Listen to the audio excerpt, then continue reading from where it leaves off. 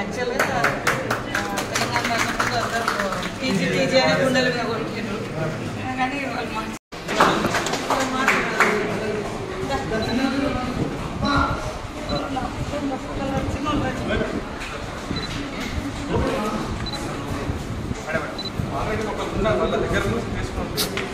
Side side అట్లా sir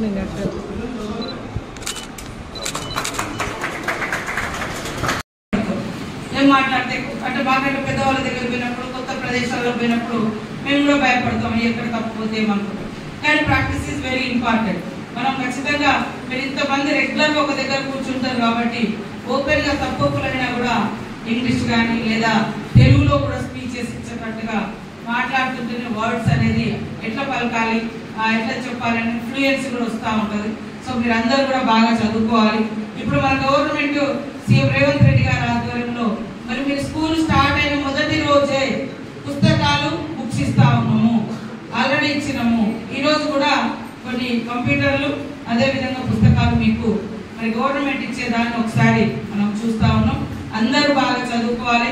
చదువు ఉంటేనే మనకు సమాజంలో వాల్యూ ఉంటుంది.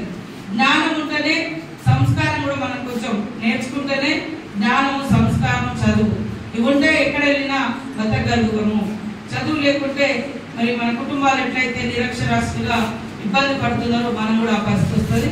సో నేను వీఆర్ ఎక్స్పెక్టింగ్ కమింగ్ ఇయర్ లో ఖచ్చితంగా స్టేట్ ఫస్ట్ ర్యాంక్ ఈ మోడల్ స్కూల్ ఆ రోజు గౌరవ్ నాయక్ గారు కేంద్ర మంత్రిగా, సోనియమ్మ యూపీఏ చైర్పర్సన్ గా, మన్మోహన్ సింగ్ గారు ప్రధానమంత్రిగా ఉన్నప్పుడు ఈ యొక్క మోడల్ స్కూల్ ఆనాటి కాంగ్రెస్ ప్రభుత్వం ఇవ్వడం జరిగింది. ఇక్కడ అదే విధంగా వెంకటాపూర్ లో జవహర్